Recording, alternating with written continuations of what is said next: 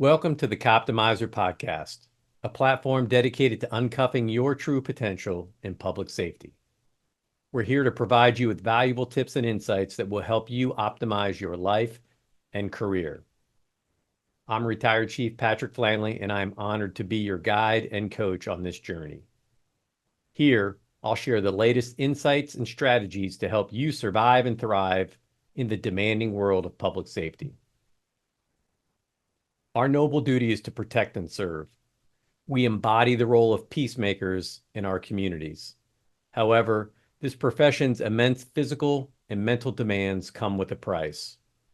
If we fail to take a proactive approach for our well-being and lead ourselves first, then the stress from the job can and will lead to poor health outcomes. We have all seen it play out.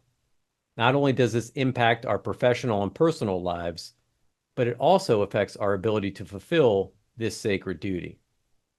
Like many of you, my journey has been filled with tremendous challenges, with highs and lows. However, through creativity, experience, and a positive attitude, I successfully managed over 30 years in law enforcement, emerging healthy and happy. Now, I am driven to share what I've learned to show you that the path is not all doom and gloom. There is hope and a profound purpose in serving your community, and I'm here to show you that it does not have to come at the cost of your health and well-being. Join us as we explore cutting-edge research, interview top experts, and share inspiring stories of transformation. Whether on duty or off, it's time to optimize your potential and live your best life. Get ready to be inspired, informed, and empowered. This is the Coptimizer Podcast.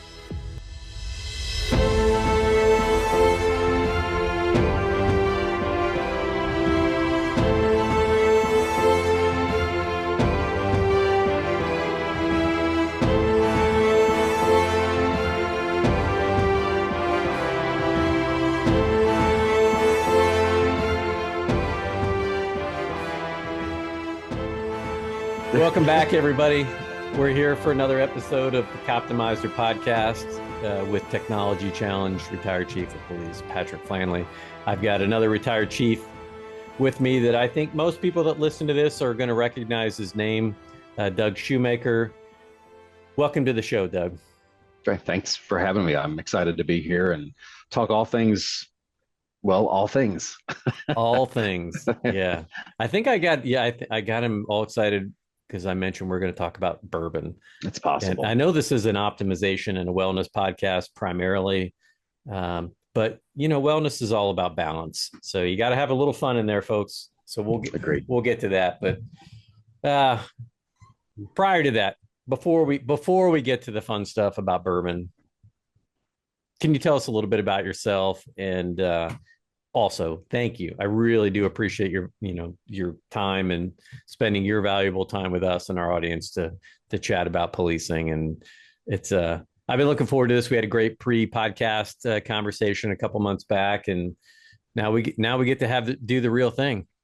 I know the schedules have been challenging, but it's I really wanted to be on this one in particular because of what you do and how you do it and the approach to wellness, which in this day and age is such a thing for us and should be. And I'm glad we're finally having the conversations about it and being more open about it. But yeah, thanks again for having me. I don't like to go into long biographical stuff, but let's just say I did policing for 33 plus years. And man, was I lucky to be a part of so many great things with so many great people. And I look back on that career through all the ranks and even did a couple stints as chief, and I enjoyed it all. There were challenges, but I enjoyed it all. And I feel really fortunate to have served alongside some just incredible women and men out there doing amazing things every single day for the communities they serve. So, I consider myself an optimist. I'm passionate about policing, even though I'm not wearing the blue anymore. Certainly miss it, but still love it as much as when I was in it, and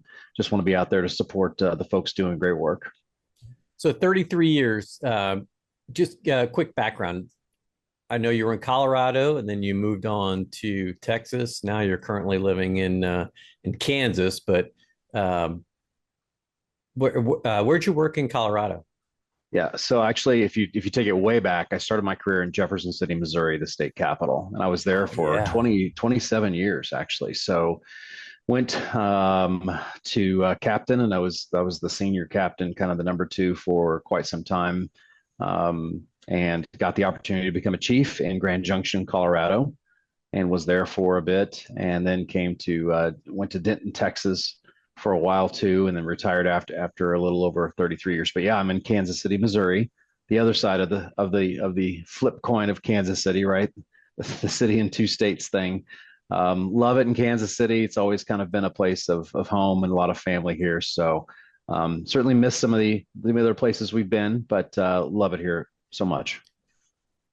Well, and as we chatted before, we're big fans of Kansas City here in West Lafayette, home of the Purdue Boilermakers, also home of defensive end George Karlaftis. So He is something else. Shout out to George and the Yep. Chiefs. Yeah, Not a bad start for an NFL career. not a bad start at all. Yeah, he's a good one. We have some great players. This last year was not our year, but we'll see what happens this year. So any given Sunday, right?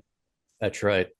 Well, I Yep. got to, I grew up with their family. His aunt is the younger sister of one of my best friends from high school. So I've known their family. I've known him most of his life when he was just a little tyke living in Greece, coming back and forth. We used to see him in the summers, but I was also there to witness his first play from scrimmage as a Oh, football player in his wow. eighth grade year. That's been a minute. Yeah, go back and try to find like him talking about that first play. It's pretty funny.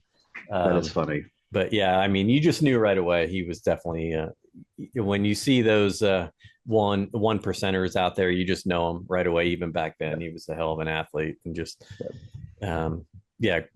But I digress. So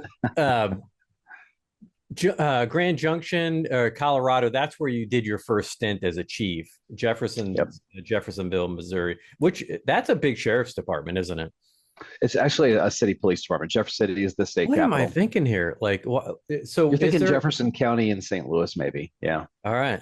Yeah, that's that area. But Jeff City is the state capital. It's actually one of the smallest state capitals in the country, but it's the home of state government that, I mean, it's 50,000 people, but during the day it ballooned up to about 100 or so because of all the people that would come in. So as you would imagine in a state capital, you see a lot of different things, and over the years, all the different challenges we had, and yeah, it was a great experience. I was blessed, I think, after leaving college to find the job, because at the time, you may remember, those were the days when you had like 200 people apply for one position, Oh and you yeah. just felt so lucky to get that job. And I had been a reserve, and the chief there was a great chief, and I got hired. And man, I was on top of the world being a new cop there, and it was just, it was the greatest thing.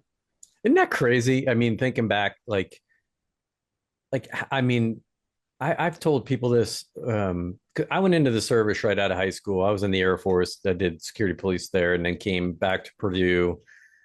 And then after I graduated, I had bartended when I was in college. I managed a restaurant post graduation, but I was applying everywhere. I mean, I flew to Orlando and took their tests. I went to Cincinnati. I mean, I was filling out applications everywhere, competing literally against, and some of those, um, and like the Orlando and Cincinnati cases, like there were thousands of people in those. Like you go to a convention center and with 2,000 people taking a written test, Yeah.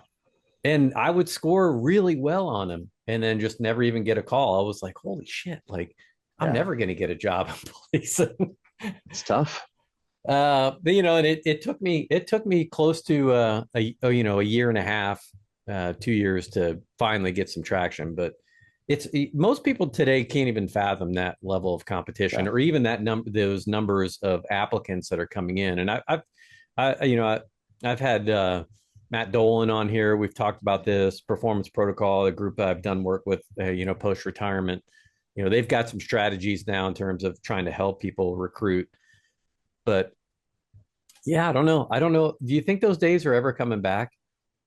I don't know. That's a good question. I think, society's changed so much, especially post 2020. Our world just changed all the way around. People are different now than they used to be. I think people's expectations of not only, life, but certainly of police has changed quite a bit since 2020. And COVID had a huge part of that.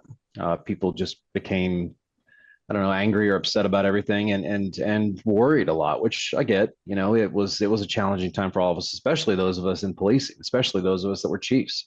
Yeah. Trying to lead a community through that when everybody's uncertain or scared or unknown, and you're supposed to be the subject matter expert on how to get through a worldwide pandemic. And I don't know if you had it in your book, but in my book, I didn't see a page on how to handle a worldwide pandemic as a police chief. So it was figure it out as you go and do the best you can. And it was just a weird time. And then, George Floyd protests and everything. I think it changed our world, and it certainly changed how we recruit or our ability to recruit. So I think, the pendulum's swinging back to some extent, but I think at the end of the day, people just want to find a place to work where they feel like they're empowered to do what they can do. They can give to their community. They feel a sense of purpose.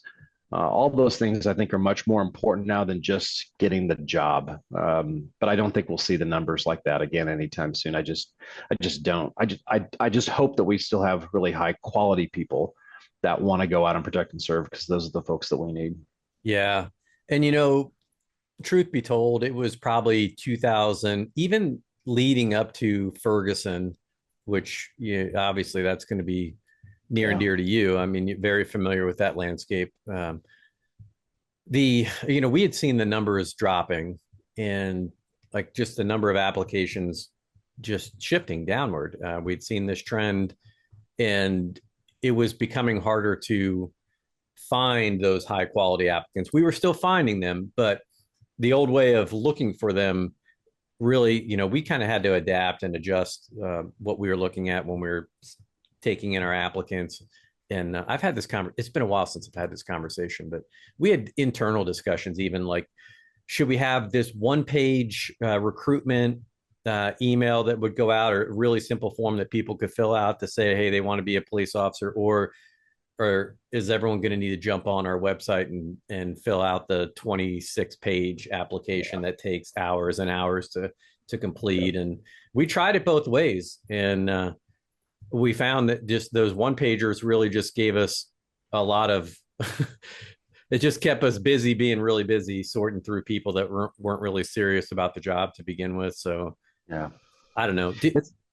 it's a balance. I think you bring up a great point, when you talk about recruiting, because we had, and we did this in Grand Junction when I was the chief there. When I came in, I wanted to know, because if some of your listeners don't know where Grand Junction, or your viewers, sorry, I'm saying that, don't know where Grand Junction is. It's far west side of the state, right by Moab, Utah. You and I discussed Moab earlier. Yeah. Beautiful area, like just Stunning. Gorgeous area with all the outdoor activities you could ever want. Hiking, snow skiing, mountain biking. I mean, everything that you could ever possibly want in an area.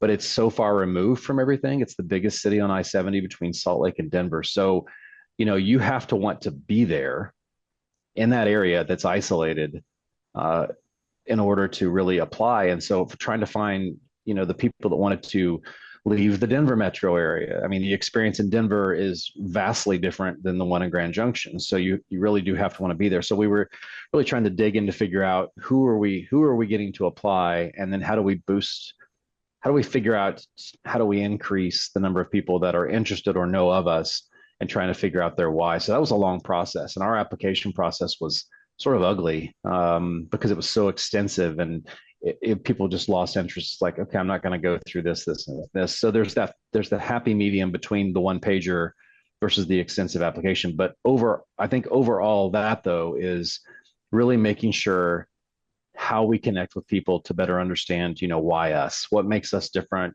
why you should choose us. And that began a really long process that paid off, about a better marketing and branding strategy as to why we think we were special. And I think it resonated with a lot of people. The video we did went national and became sort of a way of, oh, this is really very good and different.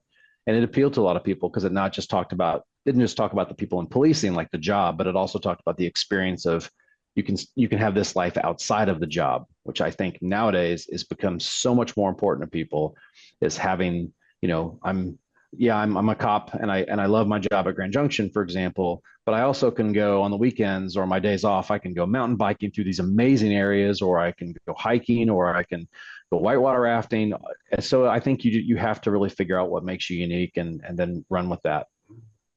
Man, you're making me regret like not stopping and filling out an application the day that I spent in Grand Come on, because man. those are all things that I really enjoy.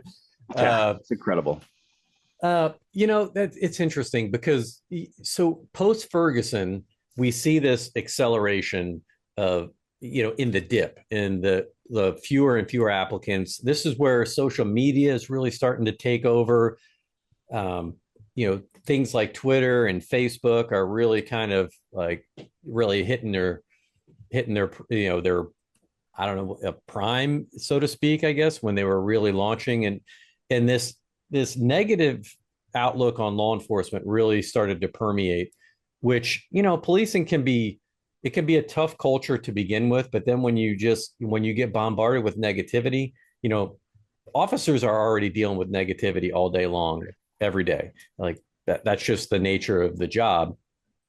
So this level of stress on cops now is kind of getting exaggerated 24/7. And it seems like, or even at the time, right, it seemed like maybe there is no escape from this negativity, which I think also didn't help. But I think you said something in there, and I'm going to skip ahead because I know you're doing work with the curve, and for anyone, most of us in law enforcement are really in the country are familiar with Simon Sinek and his groundbreaking work, and Starts With Why, Leaders Lead Last, all his great work.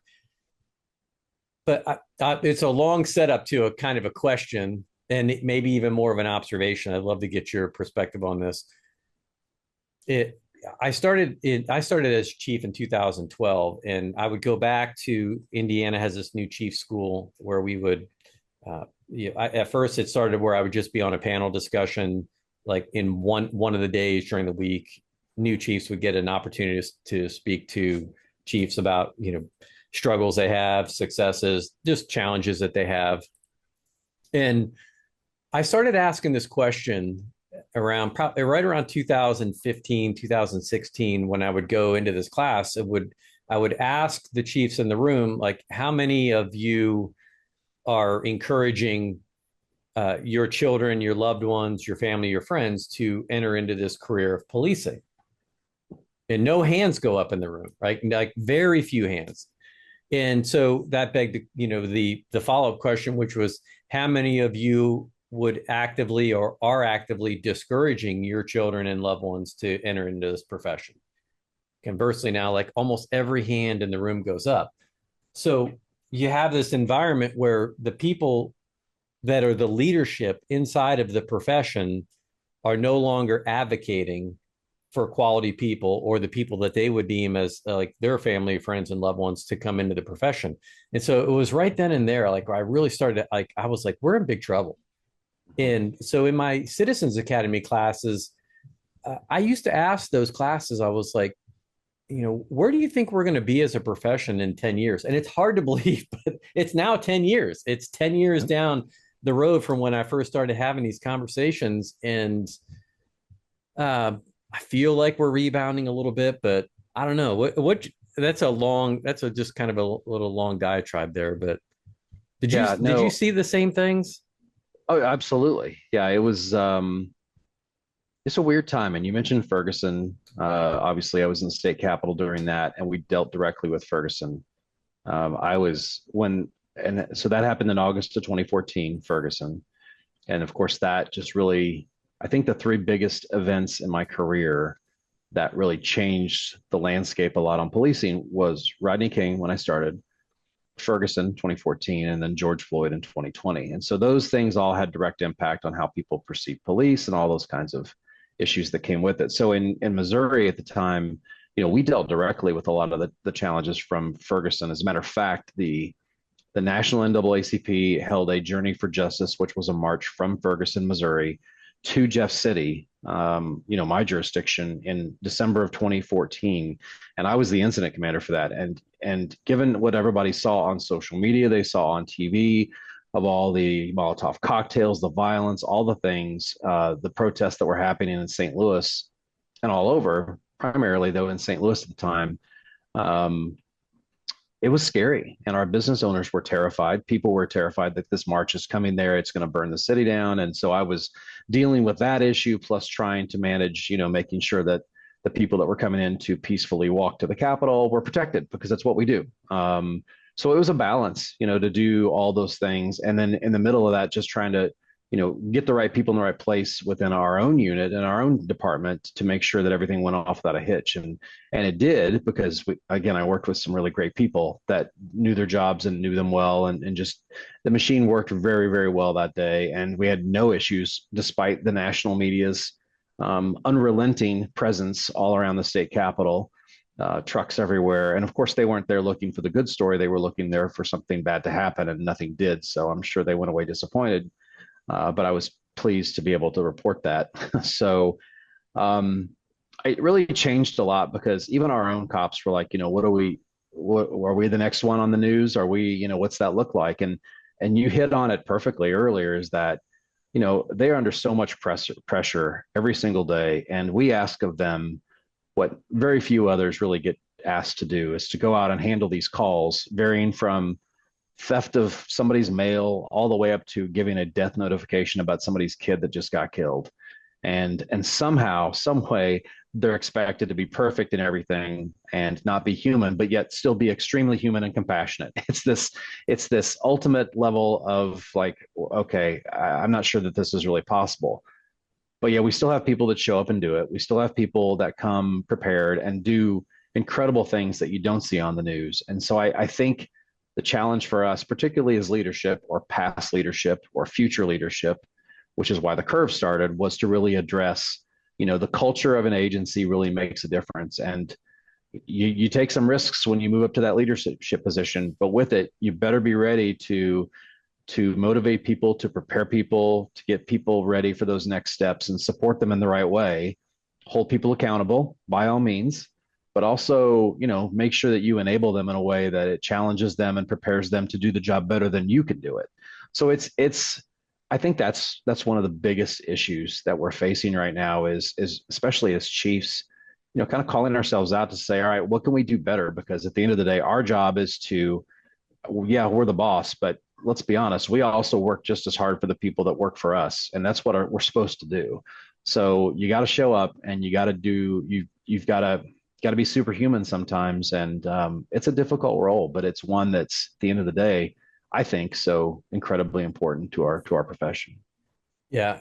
And I appreciate that perfect segue into what we really were going to talk about on the podcast is, wellness overall, but obviously wellness for chiefs. And I think that's something that's near and dear to both of our hearts. And it's often overlooked by chiefs. And one of the things, and when I say overlooked, I mean, when you are in that position, you do feel a tremendous responsibility and an obligation to do everything you can for your people. And the reality is, you can't do everything for them. You can only do as much as you can do, and with the support that you have. And that comes from a mayor, it comes from a city council, it comes from your community, and even the people that are under your command. I mean, that's like, it takes everybody pulling on the same end of the rope. And what in that same class, in that same environment, that new chief school, and I was just lucky. I won't go into it. I've talked about it ad nauseum on previous episodes, but I was just lucky in the mid 90s to stumble on data in terms of wellness, nutrition, exercise, how all those things impact your overall longevity.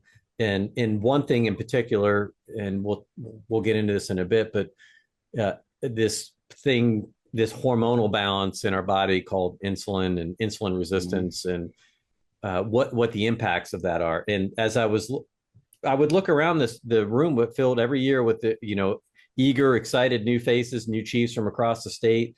Can't wait to go tackle the world. And I would just see, like, there's already guys sitting in that room, and women that, might not, they're just not healthy as it is. And you can tell that, all right, they need help. Like, someone needs to get to them and educate them on why it's important to lead yourself first. And if you don't take good care of yourself, it's really hard to take care of others and be at your best to take care of others. So that's kind of, my question for you, right, is like, how do we move past this guilt barrier that chiefs have when it comes to prioritizing their own health, and how do we help them understand that that's not being selfish when they take that wellness seriously for themselves and for their people? Well, I think it goes to the feeling, and I always, and I'm going to just be very upfront and say sometimes, I'm really good at giving advice, but sometimes I don't follow it as well as I should. Right? Aren't we all? Right. Yeah, that sounds great, but then do you do it well sometimes? So it's and I've not been great about it throughout my career, and that when you step into that role as a chief, very well that you're going to have to sacrifice a lot of time, a lot of family time away, a lot of late night calls, a lot of appearances, a lot of things that maybe you don't want to really go do sometimes, but that's the role. So you have to do it. Conversely, you're also a part of some really great things within the organization. You get to help celebrate that with people, and you get to help people grow and mentor them and all those things too. So it's worthwhile, and it's a great opportunity and an honor to do it. But if we aren't taking good care of ourselves, I don't think that we can be at our best for other people. And I think other people, especially with peer support, you look at peer support programs across the country, they're awesome. Yeah. But I mean, how many peer support programs can a chief of police have for him or herself within an organization? And the answer is zero, because I could never go to a deputy chief or an assistant chief or a lieutenant or commander or captain or pick a rank and say, I'm going through this struggle, because it'd be like, whoa, wait a minute, you're the chief. And whether or not people say it, the expectation is that, you got to be on point. You got to be on point all the time. Yeah. Can you be vulnerable a little bit? Yeah, to some extent, but you better not talk about all the things that are driving you absolutely crazy. Whereas anybody at any other rank, for the most part, can go to peer support or have colleagues within the agency where they can go to, and it's not only okay, but it's kind of like, okay, this is good, you're doing it, and they can get rid of that baggage that they need to, and that's healthy to do it. For chiefs, we're on an island, and I think that's our biggest challenge. And I think the network, while I'm lucky to have a great network of chiefs and former chiefs, of people that I can call and say, hey, I just need to talk something out here, and the phone gets picked up and we have the conversation, and I feel like it's cathartic, and it feels better. But I don't know that we've always been good at that, and I think we've been reluctant to admit that we need it just as much as anybody else, because the pressure is there. And I know there are different pressures. By all means, I understand I'm the one on the street getting yelled at, getting hit, getting shot at anymore. That's not part of it. I get that. But I think the administrative pressures sometimes, and those types of feelings of, I've got to do this perfectly, and I'm going to be judged by everybody, and I'm going to be talked about by everybody, that adds up. And we're human beings too. And that's a difficult thing to process. So I think talking about it and having a network of people that are at that same level and rank, or have sat in the chair, is super important. And we're just now starting to have conversations about that. Well, yeah, I mean, the analogy is, as a chief, you're supposed to be the rock that the ocean crashes against, right? And yep. What I try to tell chiefs is, all coastlines have different shapes and sizes, because in the end, the ocean always wins. Right. And over time, even the strongest rocks are going to be reshaped and changed by, just that force. So knowing that in advance and really acknowledging it to yourself more than anything else, I think is really, really important. Because once you do acknowledge that and accept that, then it does make it easier to ask for help and to find peers. And that's it's such an, and I've said this before, like as a young chief, I was very confident, at times overconfident. I got this shit, like someday when I'm in that chair, uh, we're going to do this, and this, and, and it's good, right? I mean, I'm not trying to quell anyone's enthusiasm or excitement. But the reality when you get there, it's always different, right? Your perspective changes, and then you realize, okay, well, all right, well, I don't have endless amounts of money to spend. There isn't a magic pot of money somewhere that the chief's been hiding. There really is only so much time in a day. There really are so many zero-based budgeting in Indiana. I'm sure it's the same in most states. Really limits what you can do, and 90 to 94% of most chiefs' budgets are fixed. Like it's your personnel costs and all your fixed costs. So there's very little discretion on what you can actually spend money on. So now you still got to buy bullets, you got to pay for training, you got to do all the things that you need to do, and in every one of those decisions, you're going to make somebody inside the agency happy, and you're going to piss people off inside the agency in every single decision that you make. Yep. And that, so if you're a chief that needs to be liked and wants to be liked by all your officers, that's going to create a tremendous amount of stress. And I think most chiefs really are, like, they're there for the right reasons. And how do we see this manifest? Well, we see it manifest in increasing waistlines, the shadows underneath the eyes. Yep. The chiefs sometimes just look like they're aging faster, and a lot of times it's because they are. I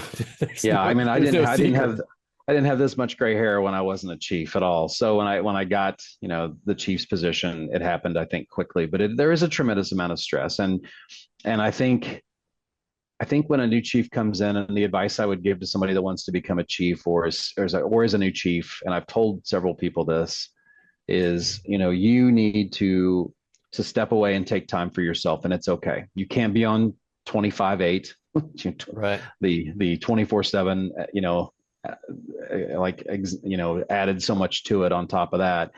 So I think you have to be able to step away and say, like in Grand Junction or something, if I say, you know what, and my city manager in Grand Junction was great about it. I said, you know what, I'm going to take this Friday off, and I've put in so many hours. I need to step away. My wife and I are going to go hiking, or, I'm going to go see somebody, some family member, or I'm just going to take the day off and do some things I need to do, and it'd be okay. And I think you have to, it's tough to do that, because you feel like, well, they're going to talk about me that I'm not present or whatever else. And, at the end of the day, if it helps you and it helps build that resilience up, then you're going to be better for it. And plus it also sets some parameters. And I think those boundaries, those parameters are very, very important in this job, because the people that work for you expect the same thing. I mean, we're not able to hire people in some cases now because they're like, what do you mean I have to work a holiday? That's no. I need off those holidays. And well, that's not what police work is, because criminals don't take a break, and we got to staff the streets, and that's just part of it. And that's difficult for some people. But likewise, we just need to have those boundaries, and setting safe boundaries and being very clear about that with people, I think, without trying to be subversive, is just so important. So I think it's difficult to do it because we want to be liked. I mean, come on, who doesn't want to be liked? Nobody wants to go into a chief spot job and say, I'm here just to clean house and I don't care who likes me. Well, okay, well, first, you're there probably for the wrong reasons. And second, you just don't want to maybe admit it. And because, I mean, whether it's the commendation or whether it's the occasional, hey, appreciate what you do, and thanks for helping us out. I mean, that stuff means the world to people, whether or not they want to admit it. And we all want that. It's just a matter of finding that balance of not being too buddy-buddy, because you're right. The budgets are set. And you said 90 to 95%. And I remember I've gone through a few budgets where I had like 80% of my stuff as personnel. And I was like living on top of the world. So I had 20% quote unquote discretionary funding, which is the bullets, the keeping the lights on the cars. And man, I could do some extra things. And And I remember my city manager in Grand Junction, when I came in, he's like, all right, you're the new chief. You're not from here. You need some wins. And he was smart enough to recognize that.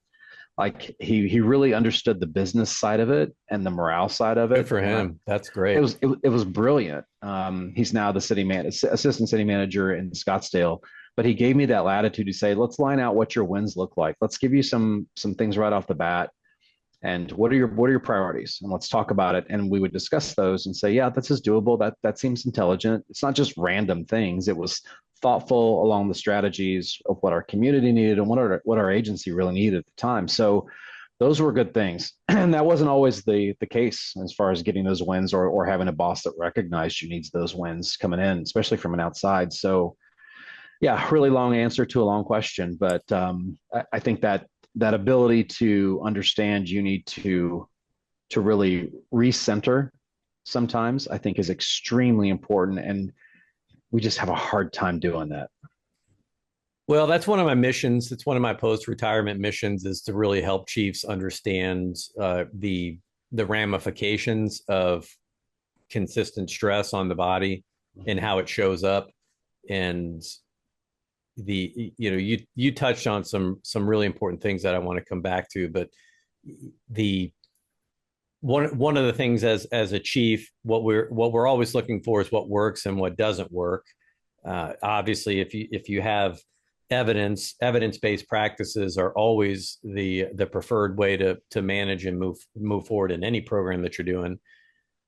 What I found is that sometimes when it came to it, when I would have these conversations with chiefs on what they're doing to manage and take care of themselves, it's still kind of that, well, I'll take care of this when I'll get to that when.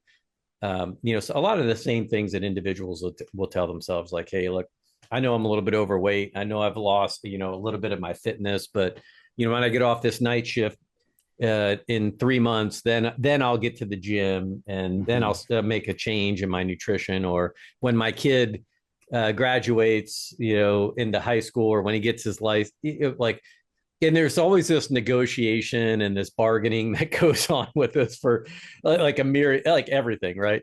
And so I've been doing this program. We've got a few different names for it, but I want people to pay real close attention to this, because we call it the blood doesn't lie, and that's kind of our informal name for it. But I do a testing. I work with a group out of Reno, Nevada, where we do blood tests. We look at 7 lines of data, and we're really looking at a couple in particular, but what we call the LPIR score, the lipoprotein insulin resistance score. Yep. We're trying to help people understand if they're insulin resistant or not. Why? Okay. Well, because insulin resistance is the canary in the coal mine. It's if you are insulin resistant or trending in that direction, then you are on the path to all these diseases of civilization. Heart disease, which is the #1 killer of cops, right? Not even close. 18 times, you're 18 times more likely to die from a heart attack than you are from an assailant. And the number 2, and this is something that's gotten a lot of attention in the last decade, in particular since the 21st Century Policing Initiatives, that 6-pillar: officer safety and wellness, mental health, and mental well-being. Suicide is the #2 killer of cops, and that's tough to swallow. And some data will suggest it's 23 to 1.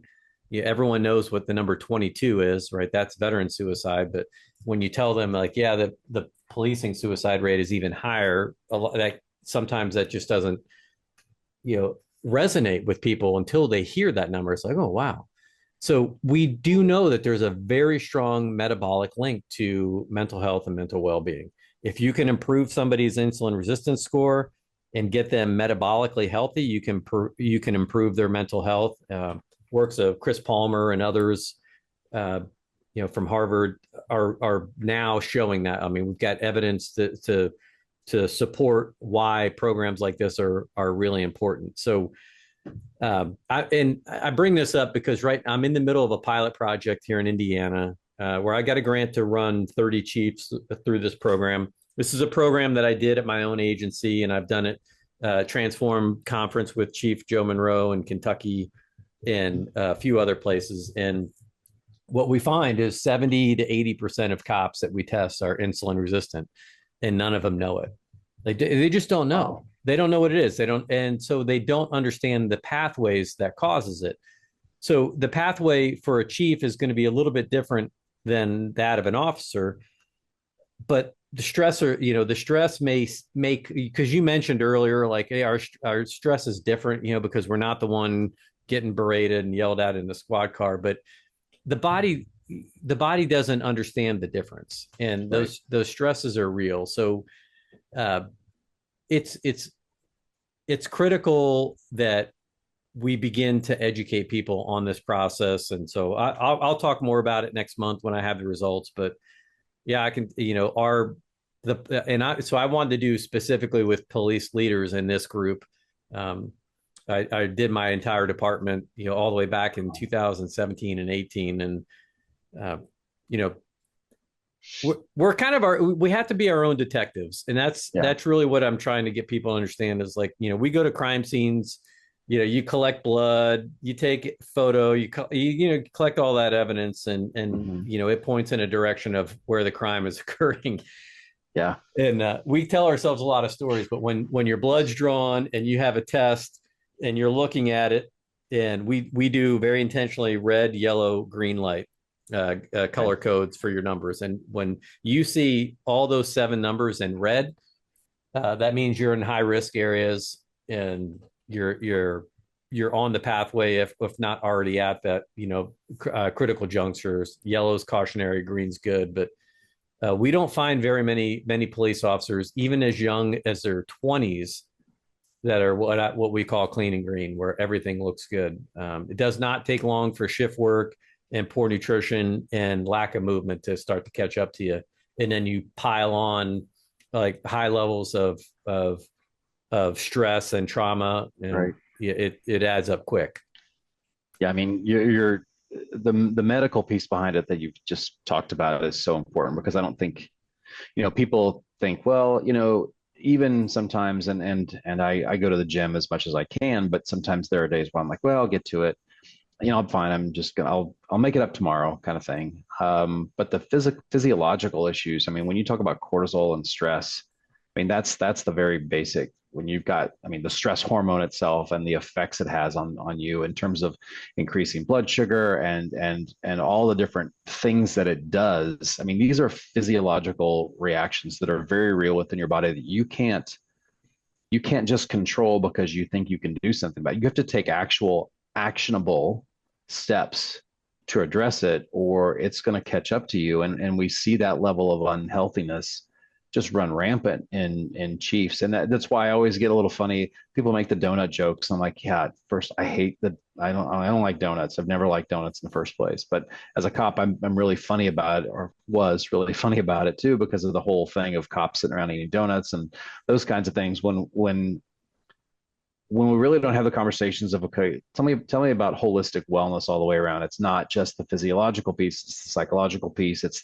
maybe the spiritual piece, it's the financial piece. There's so much to it that you have to place all together. And again, we've just got so far to go, but there are thankfully a lot of people like you and many others that are doing some work in that space to say, hey, I need to talk to you and have a real conversation about, this is the direction you're going.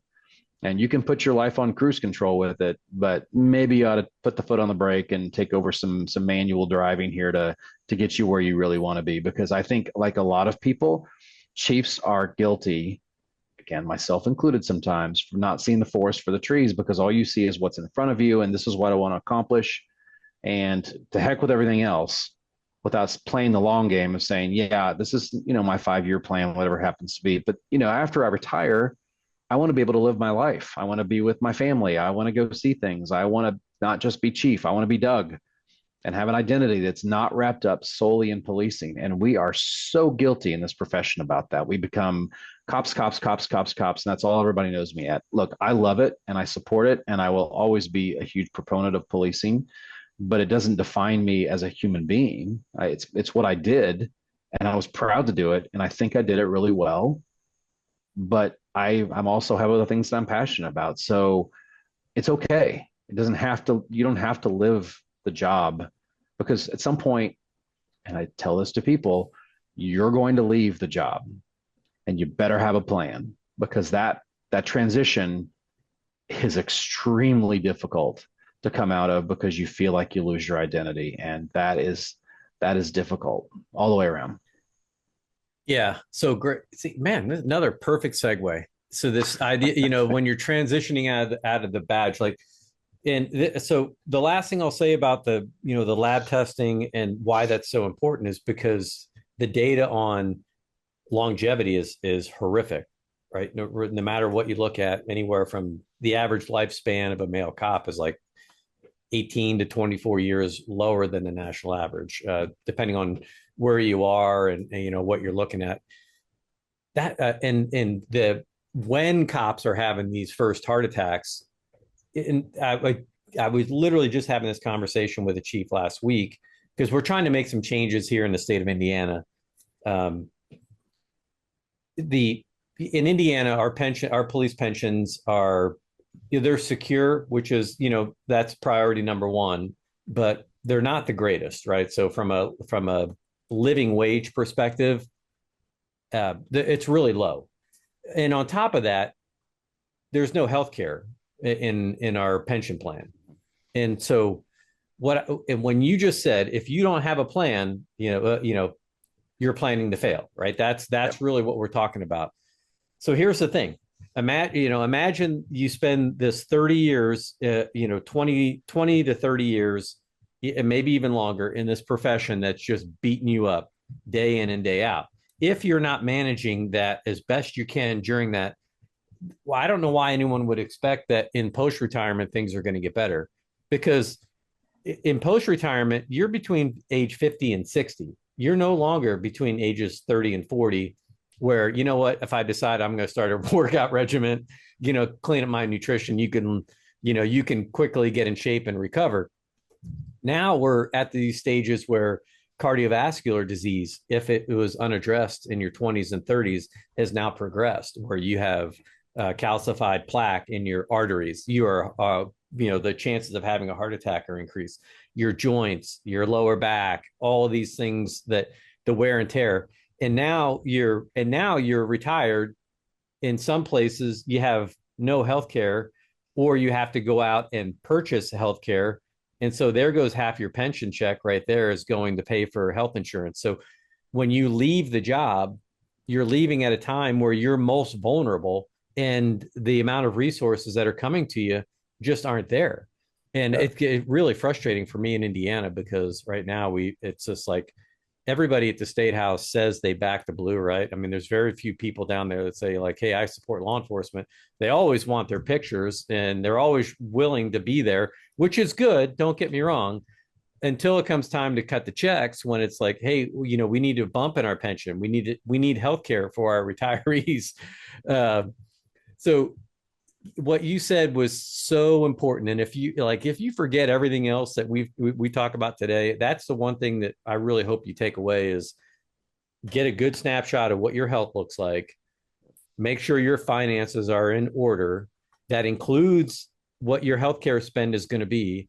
Anticipate an increase in your healthcare spend, and make sure you have a bridge that's going to get you to 65 till you get to Medicare, Medicaid, where you actually do have some support, because that there's gonna be a need for you if right. You don't really focus on doing the best you can to take care of yourself now.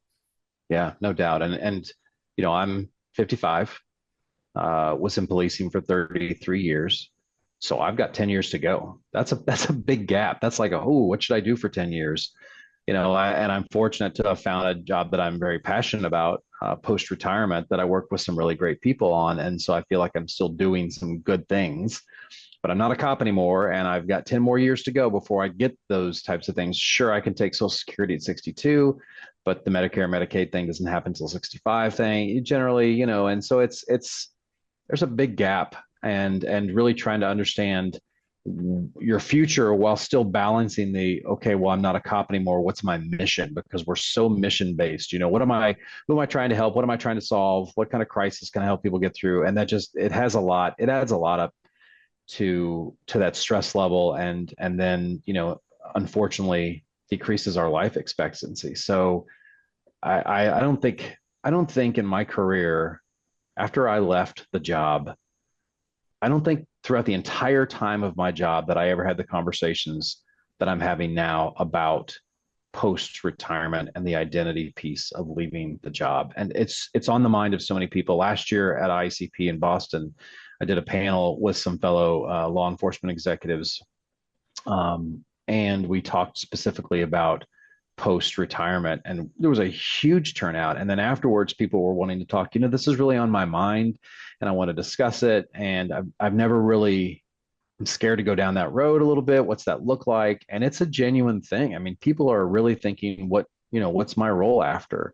And having that basis of solid physical health to build upon. And yes, recovery from the gym takes a lot longer at 55 than it did when I was 35. Like exponentially longer, strangely, but it's still worthwhile, and you still have to go do it, because if you don't, I'm not going to be that guy sitting around retirement watching TV all the time and just wasting away, because that's not enjoying life to me. So there's still a lot more to get, a lot more to gain, but it's tough. It's a tough transition, and I understand it all too well, quite frankly. Yeah. So I'm going to go back just a little bit. Your work with the curve, and what did you see in law enforcement leadership that made you want to help maybe reshape the way that we train and think and how we support future leaders? And then, whatever, give a plug for the organization and what you guys are doing, and how people, I think, will benefit from that work. Yeah, thanks for asking about it. It's when we came together, 2020 was such a mess. And full disclosure, I thought 2020 was going to be like the best year ever, because I finished my doctorate, which I was, first of all, very happy to be done with. And congratulations. Yes. Yeah, thanks. Believe me. Thanks. I didn't know. I'm sorry. I should have been referring to you as Dr. Shoemaker. No, you should never, ever refer to me as Dr. Shoemaker. So Doug is great. Let's keep it at that. And so you earned it, brother. You earned it. Man. Well, I did, but still. Got the doctorate, and then my Chiefs won the Super Bowl. And I'm like, this is going to be the best year ever. And this is like February. And I remember, when COVID first kind of came up, and I'm like, oh, this isn't going to last. I remember people in the agency in Grand Junction, like, how long do you think this is going to go? And I'm like, I don't know, a couple months. I mean, come on, what's really going to happen? And then that just obviously went to where it went. And then in May, George Floyd, and I was questioning, like, am I good at this? Like, I don't know what I'm trying to do, the best things possible for the community, and I feel like I'm failing. And there were chiefs in Colorado and a few other folks that I know across the country.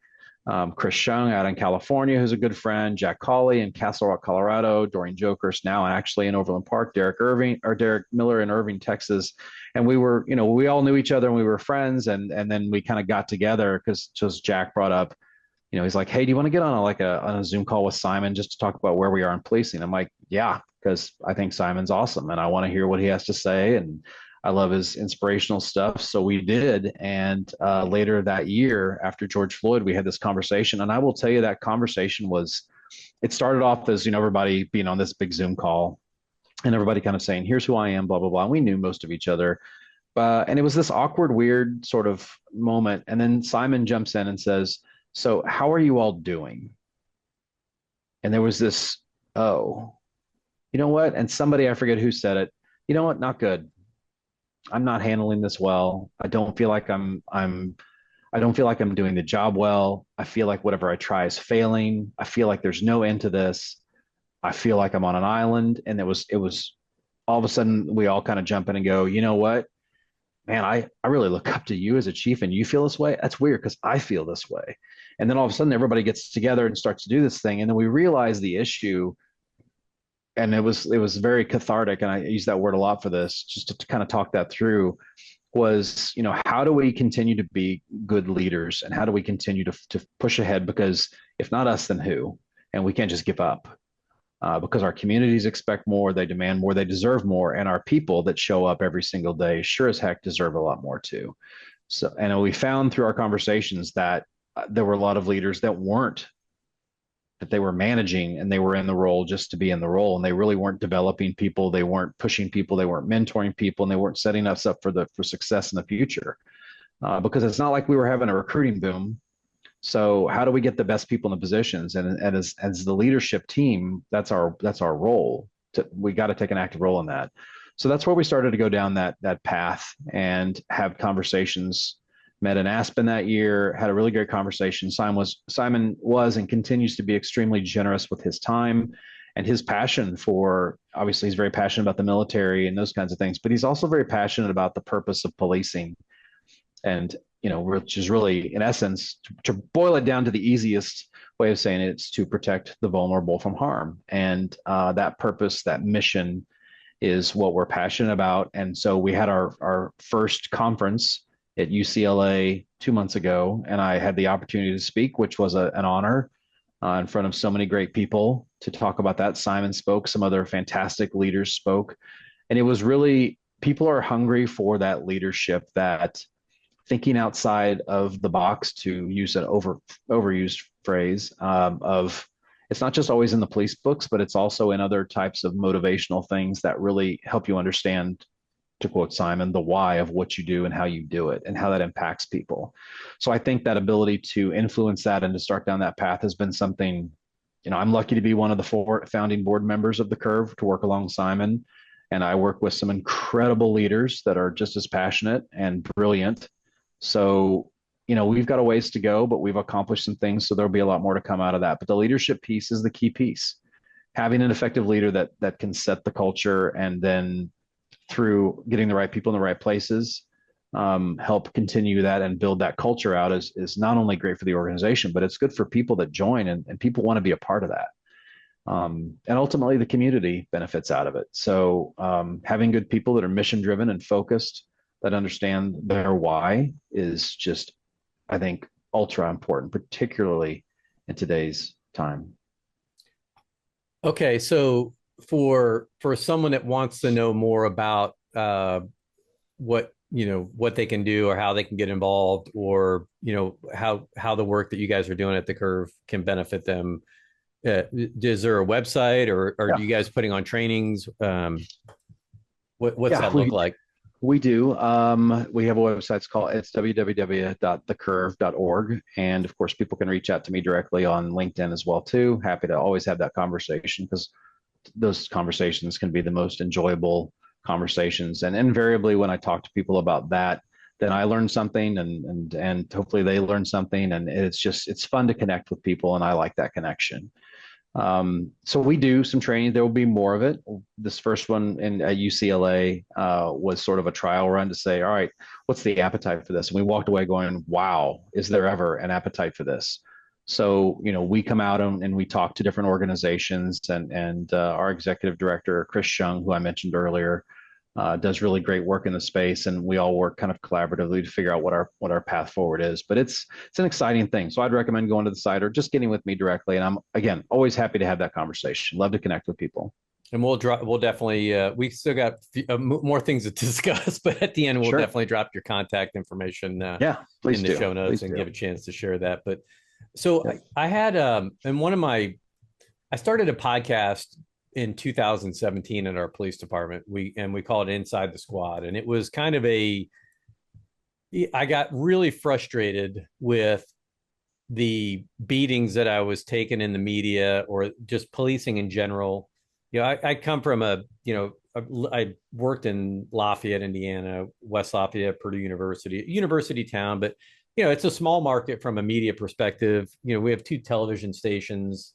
Used to have a couple of newspapers. Those are shrinking, but so we would wind up having a lot of new young professionals right out of college coming to this media market, So they're still trying to figure out that, not every call is, or every story is a Pulitzer, waiting to happen. Mhm. So you have to train and educate them as much as they're learning the job on their own. But man, it would get frustrating. I would spend 30, 45 minutes, an hour sometimes explaining like a, just like maybe one part of a use of force or something in a case that might be controversial. And then you get like 15 seconds of the interview is there. Everything else is cut. And, you have this story that is just, it's not matching what happened, right? There's these omissions, these intentional omissions. I would say oftentimes very intentional, sometimes, just, mistaken omissions or just because of a lack of understanding. So it was the chance to do long format discussions and just kind of like explain the background of what we were trying to do. And I always told myself, I'm like, man, someday when I retire, like I could actually do this myself. I couldn't do, I had to assign people from our administrative services division to run the podcast, but I helped do the first few, and then so when I did retire in my first couple of years, like this is like one of my passions. It was like, okay, now I can kind of be a little less filtered. I don't have to worry about what I'm saying. I still find that I kind of filter myself a little bit because I don't want to get too crazy here. But I had a guest on, Michael Irwin, and we're gonna hit some Colorado roots here for you too, because Michael is he's a retired Army officer, West Point grad, and is the co-author of a book called Lead Yourself First. Okay. And when I read his book in, I think, 2019 or 20. And the reason I read his book is because Jim Collins wrote the foreword for his book. Okay. And I'm a huge fan of Good to Great, Good to Great for the public sector. And, I've read all of Jim Collins' book, and he's from I don't know if he's still there, but he was at University of Colorado for a long time. And hopefully, I still think Good to Great might be like one of the best leadership books ever written, but that's just my personal opinion. So Mike, he was what I didn't know when I reached out to him to ask him to come on the show, because I sent him this long note like, hey, I read your book and here are some of the great takeaways I had from it. And, he responded right away. He is the son of two Syracuse police officers. And, he and his brother and his sister, they all wound up going to West Point. But if you've never read his book, I really encourage it, because he talks about this, the concept of solitude, of seeking solitude, and how all the great thinkers and all the great leaders. And the reason I'm bringing this up right now, because based on what you just said and the work with the curve, but also we're recording this a couple days post June 6th, which was the anniversary of the invasion of D-Day, the D-Day invasion. And he has a whole chapter on Eisenhower. And when you talk about being on an island and being isolated and feeling like you've got the weight of the world on your shoulders, like he literally had the weight of the world on his shoulders. Like he's the commander for all of the Allied forces. And have you seen that story where he wrote about he wrote a letter and put it in his wallet, like if the invasion failed, like what he was going to have to say and how he was going to have to take responsibility for that. And I'm not going to read that right now, but I encourage people, if you haven't seen it, maybe I'll throw that in the show notes too, but go look at that. But yeah, just the value and the benefit, and he learned this lesson himself as a young Army officer, and with his time being in Afghanistan and in Iraq. Just so for police leaders out there are people that do get it. There are others out there that understand the pressure that you're under and that can help you. But the first and most important thing is like you gotta reach out. And sometimes that ego in policing, in these type A personalities, it can be our greatest adversary, because we don't want to ask for help. Like, I got this. How you doing? Oh, I got this. During COVID, how are you? I got this. Right. There's going to come a time when you don't. and you need somebody there that understands the pressure that you're under. So don't be afraid to reach out. And if you're not already doing this, you make sure that you're building a good network, even if it's not chiefs that are generally in your area. Find organizations, whether it's through, I did want to touch on your work with IACP as well. What you did there, and why I think organizations like the IACP can be so beneficial. If nothing else, for not just sharing information, but networking and right, and sharing sharing each other's time, quite frankly. So, but I guess maybe I'll just transition to that too. I think the network, ICP, I had a great experience with ICP. I joined my first conference was in 2007, which was in New Orleans. It was actually the last time it was in New Orleans. They're planning another one again there, but, and I went in as a lieutenant. No, as a captain. Maybe I was a new captain. I forget which.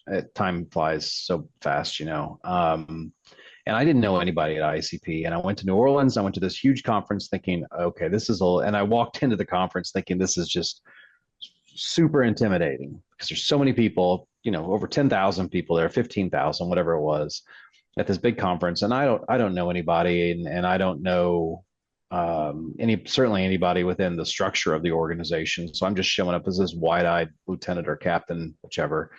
And I jumped in and started going to some meetings and some events and whatnot. And I will tell you that I quickly got involved in the public information officer section because I was a PIO for a while, like other duty as assigned kind of PIO thing that lasted for like 12 years. And so I jumped into some meetings, and I can say without a doubt that the people that were there and a part of those meetings that ran them were super supportive and really helpful to try and help bridge that going from unknown people that I had never met, and kind of helping me get to know not only the structure, but other people in the organization. So the network started to build quickly. And then I got put on a committee, and there were folks that just took time out of their schedules to introduce me to people, to help me understand, what it was all about. And they didn't have to do that. I mean, let's be honest. I mean, who am I? But they took the time to kind of invest in me. And I specifically remember, and I try every year at IACP to see the same group of people just to say, hey, another year, thanks for doing what you do. I mean, you're the one that kind of helped me, get a part of this. So when I did get elected to the vice presidency, which was, I was the fifth vice president at the time. And then I went up to the third vice president before I retired out. I mean, what an incredible honor that was. But there's no way that I would have ever gotten there without the support of those folks that kind of helped push me along and mentored me. And they were there for that. And so I think that network piece has been and continues to be the biggest value of IACP, and just getting to having the privilege of knowing so many people across the country and across the world that I could just call up and talk to about whatever it happens to be. That in and of itself is just priceless. So I'm thankful, and amazing experience, and I highly recommend it. But again, to your first point, which is what I think we're building back to, is having that network of people that you can talk to. And sometimes it's better if they don't live around you, because they're not as familiar with local things, and you have that distance and space from the problem or the challenge you're trying to address. But chances are there's somebody that's dealt with that same thing. And Simon has a podcast on this. He's talked about it before. So he, with his closest friends, has this, if he texts somebody, or if he gets a text from one of his closest friends that just says 8 minutes, that's code for, I need to talk to you. I need your time right now. And it's important. And you do your best to drop everything as possible to say, okay, let me step out. I mean, obviously you can't in the middle of some, major thing, but say, give me 20 minutes. I'll call you right back, or whatever else. But that's code for, I need somebody to talk to you right now. And because sometimes when you text people, how you doing? Fine. Right. Well, we all know what fine means. So that's usually not good. And then how do you read people from there? But if I text Simon, or I text Chris, or I text one of my other friends, 8 minutes, that's code for, I know they're going to call me as soon as they possibly can, because that's my, oh man, I got an issue. I need to sound this out like right now. And not just I'm having a problem deciding between, is it abs day or is it arms day? That's not the kind of stuff I'm talking about. And by the way, I don't have many of those days, but I really need to get this off my chest and sound this out some, and I need it now. So I think I love that concept. That's a great idea. It's brilliant. I have to go back and listen to that. I must have missed that one. Yeah, just Google Simon and 8 minutes, and it's a great story of understanding when people really need you, because we don't really engage as much as we should, and social media and texting and stuff is cold most of the time. But this is a way to, all right, I need some outreach. So I think it's a beautiful method, and I love it, and I subscribe to it. So on the IACP, here's another challenge, and I would be curious maybe for like the inner workings, how you try to address this and manage this. But you have 18,000 or so police departments, give or take, right? In the US, 50 or under are really major city police departments. And then you have what is it? Like 80% of police departments are 25 officers or less. Yeah. Most of them are small. So, and we're talking about, 50 states and even additional territories, and trying to create some uniformity in the policing profession about what are the best practices. And I get it. Every state's going to have some individual different nuances. Every local area, always going to be things that are going to be a little bit different. But generally speaking, I'll just say from a wellness perspective, right? There are principles that it doesn't matter where you work, whether your agency is big or small, whether you're in a 5-man shop or a 5,000, officer shop. Like we can learn from each other, and there are things that we can do. I don't know. I mean, like I'm not a fan of a national police force, but I am a fan of maybe some national guidelines, or let's just say, like, I don't know, it's got to be 70 to 80% of everything that we do, regardless of where you are, is really the same. There's nuance, but how you handcuff somebody, the use of force guidelines. I don't even know what I'm trying to get at here, but like, did you find like what your role in IACP? Yeah, like trying to get consensus or build towards consensus, or like a shared understanding of what the issues are, and what, even how to prioritize what to work on next. Like maybe just a couple minutes on your experience there. Well, it's a massive, organization, and there is no national police standard. There never will be here in the States, because we have, all the states, and we have the 18,000 plus police agencies. And IACP is not just the US, it's Canada, it's, Europe, yep. It's Asia. I mean, and I had a lot of opportunities to really work with organizations across the world, whether it's on Garda Síochána, the Irish Police, the Met, Police Scotland, so many different organizations literally across the world. And it's funny, we talked about culture, and I had in-depth conversations with a lot of leaders from those places as well, outside of the States. And it's funny, because the problems we're having and the problems we think are just isolated to the States aren't just the problems isolated to the States. They're having the same issues. They're just a little different. They're nuanced. And but at the end of the day, they're still the same thing: culture, hiring the right people, trust, community trust, all these. It's literally everywhere. So there's, unfortunately, no way, and a national police standard will never happen in the United States. Let's be honest. I mean, 50 very different states that are very proud that they're very different states. So that's never going to happen. But with the IACP finding the ability to push up, when you find things that work really well, pushing those out as best practices to say, hey, you might want to look at this. That's where a lot of the value of IACP comes from, because the guy or gal who's in charge of, 25-person department, the challenges are still the same.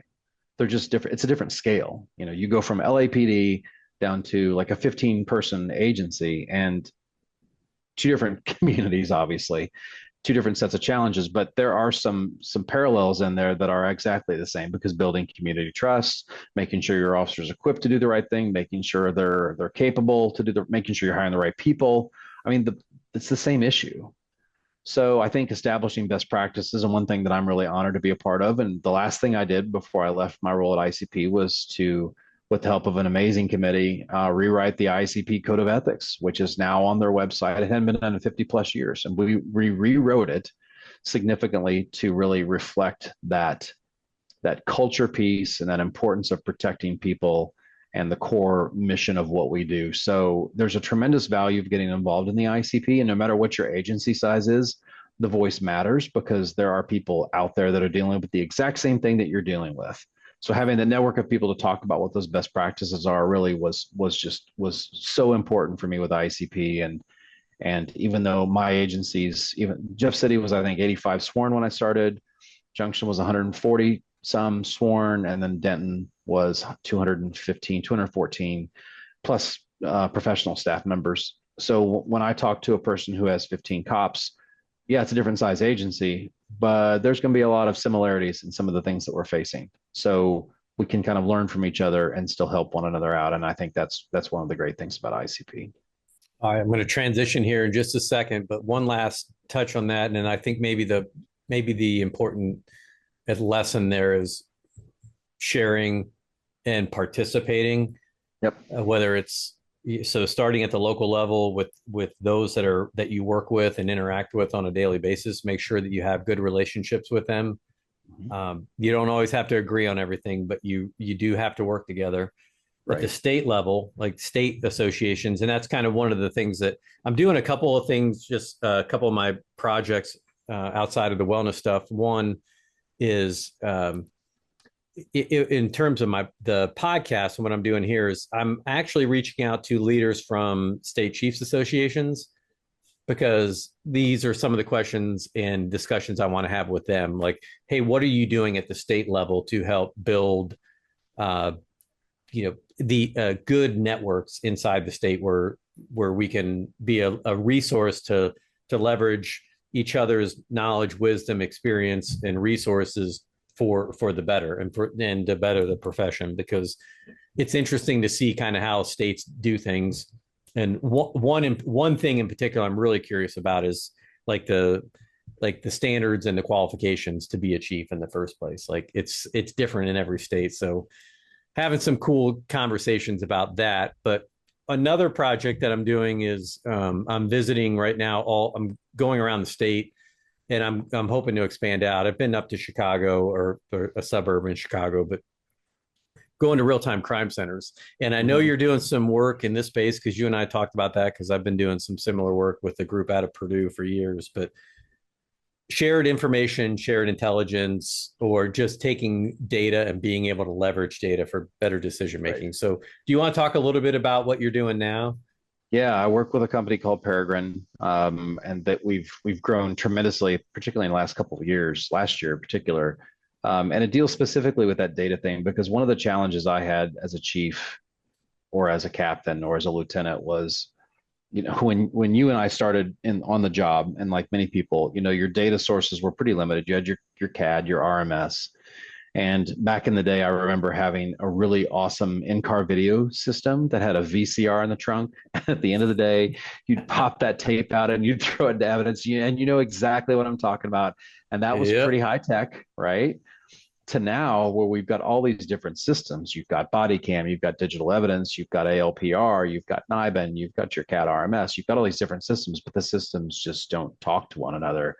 So that's the challenge. We've got so much data, but we just don't know how to use it. And so one thing that I'm passionate about is using the technology that we have to bring all those data sources together, just to be more efficient and to help cops do their jobs. And the places that we've implemented, from agencies as small as 15 to LAPD, it's been a game changer. And the things that we see, the results that we're seeing, and how to use that data better to just free up cops, free up analysts to just go do their job more proactively, as opposed to just sitting behind a computer spending days to try and connect the dots, when you don't have to do that. We can do that for you. So, I don't mean it to sound like a sales thing, far from it, but it's technology that, quite frankly, is a game changer on so many levels, because it just allows us to go out and do what we need to do for our communities, is be out there, be present, solve the problems, know where the issues are, and deal with those problems, because people want to be safe. And so that data piece is just so super important, and it's not going to go away anytime soon. So we either embrace it and we run with it and we'll figure out how to do it really, really well, or we get left behind and respond to this. It's like, the squirrel syndrome, where you're going to this and this and this, and you can't focus. So I would rather focus my efforts and make sure we respond in a way and we deal with issues in a way that's proactive, instead of just constantly and unnecessarily reactive. Yeah, very cool. And, we're in the information business. Yep. That's what policing really, it's all about information. And where do you get information? Well, you get it from data, but you also get it from relationships. And the information that you capture through relationships has to translate into data at some point. And the way I describe it, and we'll have to talk more offline about this. But I worked on a project. It was kind of one of the cool things being in a university town is every once in a while we get some pretty cool projects through Purdue, and Purdue's a very well-known engineering and STEM school. But I worked on a data and a data visual analytics program that they were working on. The early days it was called iValet. It's now what they called Heimdall, but it was an opportunity to kind of work with some really, really smart people. They didn't understand policing, and so that's why I was there, right? And they call it engineering and community service. But what in my time in working with them, just whether you're working like patrol, whether you're working narcotics, whether you're working, enterprise cases, homicides, right? There's information that's being collected every single day, and it's out there. And even the smartest cops, there's only so much that you can keep in your noggin at any one time and build and recall. But what people have to understand is, like, the computers never forget. They never forget. So having the ability to look at what you've captured today, compare against what you captured yesterday, last week, last month, last year, can help you make good, accurate predictions for what may come tomorrow, next week, next month. Doesn't, there's no magic ball, right? There's, you can't predict the future, but you can identify trends. You can see them. More importantly, you can really begin to understand the value in your own resources and where it's being utilized effectively and where it's being wasted. And right now, in the, like, to kind of close the loop on what we've been talking about today, we started with recruitment, retention, the challenge, and where we're going to be in the future. Are we even going to have enough people to do the job? Right. Well, there are technology solutions out there that are starting to close the gap, and they're never going to be designed to replace human beings. Right. They're there to help supplement human beings. I call it a fish finder. Right? That's the analogy I've been using for the last few years. Is if I'm going to go fish in a pond, right? Like, if you think about the average patrol officer around, they might be in an environment where it's so busy where they have no ability to choose how they're going to use their unobligated time, because all their time is obligated. They get in the car, they've already got 10 calls waiting for them, and they're stacked and ready, so now they go. Versus some communities where people get into the car and they have no calls for service, and so now it's like, well, what am I going to do with my time? And some of them may choose to use it very effectively and efficiently. Some may choose to find a donut shop to hang out in, or watch Netflix or something. I don't know. But either way, if you're going to go fishing, let's call it, if you're in a large metropolitan area, let's call it Lake Michigan. I can give you a boat and a fishing pole, and you can, head out into the water. And you know what? You can throw a cast out and you might catch something on the very first cast, but you might spend days or weeks without catching anything. But if I give you a little bit of some technology and say, well, hey, I've got this depth finder, And it's also got a radar that will show you like where the fish are. But also here's some weather information that I'm going to tie into it. And here's some seasonal information. Here's a list of all the fish that are in Lake Michigan. Here's a list of all the things that these fish like to feed on. Here's the water temperature, like they generally prefer the time of year. Like, so, yeah, I start to paint this picture like, well, now, I can choose which boat is going to get me into the right spot at the right time. Yeah. With the right pole, with the right bait, with the right location to cast. And now I can be very, very specific and smart about how I'm working. So it's having a strategy. Yeah, it's exactly it. It's having a strategy, and given the you have to your comments earlier, you have limited existing resources, especially personnel wise. So why not use those in a way that's much more efficient using technology? Because it's just sort of a bit of a no brainer on so many levels, and we have to be more efficient and strategic about how we deploy those very limited and very costly resources. Yeah. Yeah, and and the interesting thing is like now being, retired for a few years and doing work with technology companies, in addition to some of the wellness work that I do, it's fascinating to see the other side of that equation because, well, let's face it, right? In the private sector, there is no guaranteed check. Right. Like, so you got to go out and earn it. And, that means you have to work in sales. You have to sell people on a product. When you're on the policing side, you're always like, you have such limited resources and your budgets are so tight. Most of it's already spent. You're trying to forecast out like 1 year's, 3 year, 5 year, even some people are looking at 10 years out, right? On, what the budget's going to look like, what technology is changing so fast. Yeah. And it's getting better. So, it's been interesting, to go back to police departments as representatives, as a representative of someone that's trying to bring a technology or a service that can help, help police departments. And it's like, I don't know if you've done any sales work or even just, advisory stuff. It's been really, really, really fascinating. It's a different side of the coin for sure. All right. So my message out there to chiefs, if you're listening to this, is like, you got to have a little heart for these people that are calling you. Don't let them waste your time. But at the same time, don't be afraid to find out what people have and what they're offering. Because there's some good stuff out there. And you go to IACP and you walk around that floor. It's like, it's like being in Playland, like Candyland for a kid. Like it's crazy how much stuff is out there. It is hard to discern and sort through it all. But all right, we're close. We're getting close. We need to wrap this up. So my last thing I want to talk about, if we talk about like, we've already talked a little bit about football. We could talk about family, finding like, and you mentioned that, right? You got to find things that you're passionate about, connections outside of policing that you can identify with. So your whole identity is not wrapped in.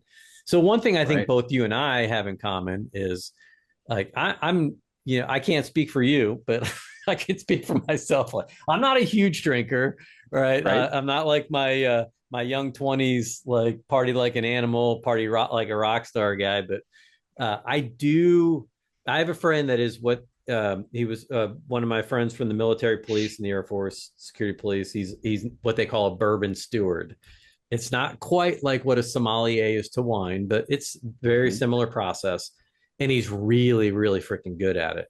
And I got to this age where like I didn't drink very much, and like I would go weeks and months without drinking at all. And then if I like on a Friday night or something, if I would have like a nice I don't know, like a local beer, something like an IPA or a hoppy beer, it would just tear me up for a couple of days. So I'm like, okay, maybe it's my age.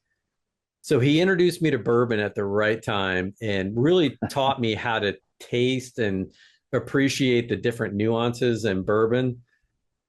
So you and I on our pre-call, you have also have a similar passion. Now, maybe you drink a lot more than me. I don't know, man. Not really. It's funny because I'm not really sure how I got onto it, but I think it's through some friends that kind of introduced me to it more because I'm just at best a casual drinker, very infrequent. But when I do have something, I want to like it. Yep. Um, I'm not in my college days anymore where the kegs used to roll out and all those crazy times and that stuff. But it's, I just want to make sure that when I do it, I want to, have something I enjoy. And so I think when I got into bourbon, just finding the thing and that's, I think the fun thing about it, I think, is that you can have so many conversations with different people about, what their favorite is or what they like or what they collect and that kind of thing. And it's funny how people are very passionate about it. Like this is a thing. It's not just oh well, everybody knows this is the best one kind of thing. It's oh no, no, no, no. People are going to have like lengthy conversations about why this one is better than the other, and they have their things that they are really, really, honed in on what they love the most. So I do enjoy it, do collect it to some extent, and love just having stories or just sitting around having a conversation with somebody. I think it's a conversation piece, but also, a way to kind of wind down and enjoy. All right. So, and I'll just preface this by saying, since this is a wellness podcast, like number one, Right. never drink to hide from your problems. Never drink too much, right? Because Of course. we could talk about, Yeah. alcohol sadly is a toxin. there's, Yeah. there's no good way around it. So there Right. are detrimental effects to drinking alcohol, even if it's in small amounts. And I plan on doing a whole segment on this. I've been following Huberman and others for the last couple of years, trying to convince myself that okay, there is a healthy way to do this. But what I will, like, you just touched on something that is critically important. That means probably just as much to what you eat, how much you exercise, all that is the power of social connections. Sure. And if you are isolated, that literally has the same negative outcomes on your health as if you were doing everything else unhealthily. So finding a good group of people that you can hang out with and like appreciate like the art and the science of how bourbon is made, how it's aged in the barrel. Like I have really, really enjoyed this process, and thankfully I'm like my wife might disagree, but I'm better at buying it than I am at drinking it. But so I have a room full of bourbon, and one day I'll show some pictures of what I got going on. But Yeah. We can share that offline. what's your Yeah. I gotta know, like, what's your favorite? Like, are you a rye guy? Are you a wheated bourbon, a high rye? Like, do you have You any know, particular bourbon that you like better? I've always been a Blanton's fan, and I think I was introduced to that through a friend that when we would all get together from some group of guys from grade school that still get together once a year at least to just kind of hang out and just catch up and just kind of be.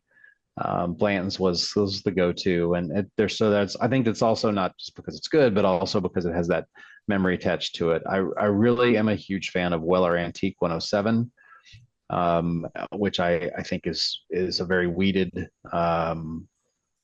type of bourbon that I think is just smooth. But again, just to remind your viewers, this is all a moderation thing. This is not a huge kind of party thing at all. But I think because it does bring people together and you have conversations about what people are passionate about, and you're just really talking about stuff because it's like any sort of craft, and the science behind it is truly tremendous. I was just in Ireland and went to a Oh few yeah. distilleries there to learn about, how they do what they do. And the science behind it is just so incredibly rich and fascinating to me, whether it's, what goes into making Guinness or what goes into making, whatever type of whiskey that you're looking at, Jameson or pick one of thousands, right? I like the science behind it because it's more than just it's beyond what people think is so well. It's just it's Jack Daniels or something, and of course that's not a bad thing. It's just there's much more to it, and there's much more depth to it. So it's fun, it's social, and it's just a good time to be able to sometimes every so often have a glass and relax, and that's really it's just a good time. Yeah, so my friend Dave Myers from Cincinnati, he's friends with Freddie Johnson. He's a friend of the Trace. So everyone, people in the bourbon industry, everyone knows who Freddie is. If you've never watched the documentary Neat, I strongly Yep. Yep. recommend watching it. Yep. But yeah, I was very spoiled because my very first experience in going to doing my very first tour on on the trail, we went to Buffalo Trace first Oh, because wow. that's Dave's, and I got my tour with Freddie, so I've since got to know him, and very very cool guy. But he so like when and this is why I know he's so popular is because at the end of doing the tour, we did one of those behind the scenes tours. It was awesome. And then we were in the tasting room, and this was before. This was oh shit, like 2017, 18 timeframe. Um, Before Buffalo Trace went through this huge, renaissance, or the bourbon Mhm. industry in general, right, was just kind of Right. starting to take off. Then, since then they've invested like billions of dollars and revamped the whole experience down there. But he tells a story about he's third generation employee at Buffalo Trace, and um, I don't want to give away the sauce because I want people to get it from him, but everyone should go there at least once and do a tour and Mhm. get the experience. It's so cool. But in the end, what he said was a lesson that he got from his dad was that, bourbon, it doesn't matter whether it's a $20 bottle or a really expensive bottle of bourbon. It's highly individualistic on what you're going to like and what you don't like. So there really is no wrong bourbon to drink. There's no No. wrong way to do it. He said the best way to drink bourbon is the way that you like it. It doesn't Yep. matter if it's an expensive bottle or not. But he said more importantly, and this is the lesson where this is different than wine, is that bourbon doesn't, once it's in the bottle, it doesn't age, it doesn't change. Yep. So it doesn't get any better. So it doesn't matter how long it sits on your shelf. So don't let Right. it sit on your shelf. Don't pass up opportunities to share something that you really enjoy and appreciate with someone that's close to you or that's meaningful to you, or someone that you want to enjoy and have a good conversation with. And so I love that spirit. And we can close today's conversation on that note, in that, like, it goes because it kind of threads with the theme that we've been talking about today. Like, make time to have relationships with fellow chiefs. Find somebody that you can trust. When you can, text them, hey, I need those 8 minutes. But then also don't just reach out in those times. Also reach Yeah. out and say, hey, like, I got a good bottle of bourbon, and I want to share it with you. So Yep. let's create a time. And my rule is that if you buy me a bottle of bourbon, like it's just a lot of, like, at my retirement party, I got a lot of really good bottles of bourbon from people that I know. And I'm like, okay, well, you realize that you can't just give this to me. You have to come share it with me. So I Right. save them until I get a chance to get them over. And well, most of them anyway. And then I crack them with them. So, Yeah. I think all it's a right, chance, Bland's and Weller.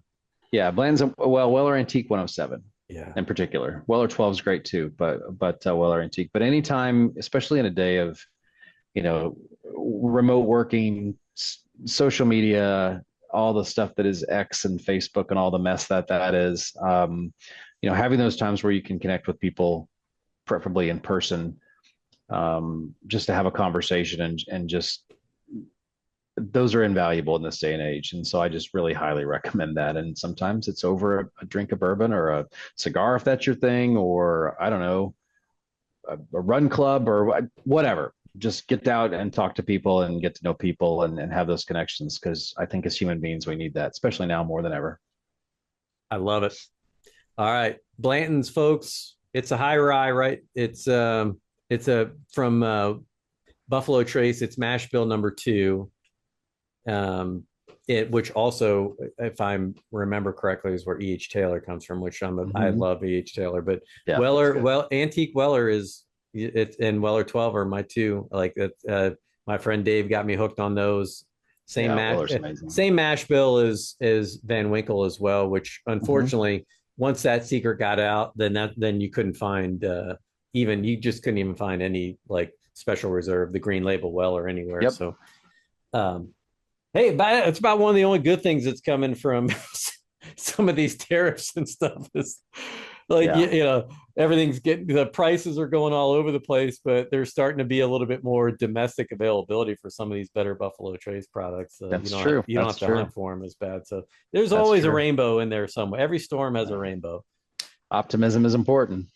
All right. Well, you just confirmed, like, okay, so one of my, well, I want to do, and you're going to get an invite to the first one, but I want to do, I haven't quite nailed down the name of it yet, but we're going to do like a once a month bourbon and books.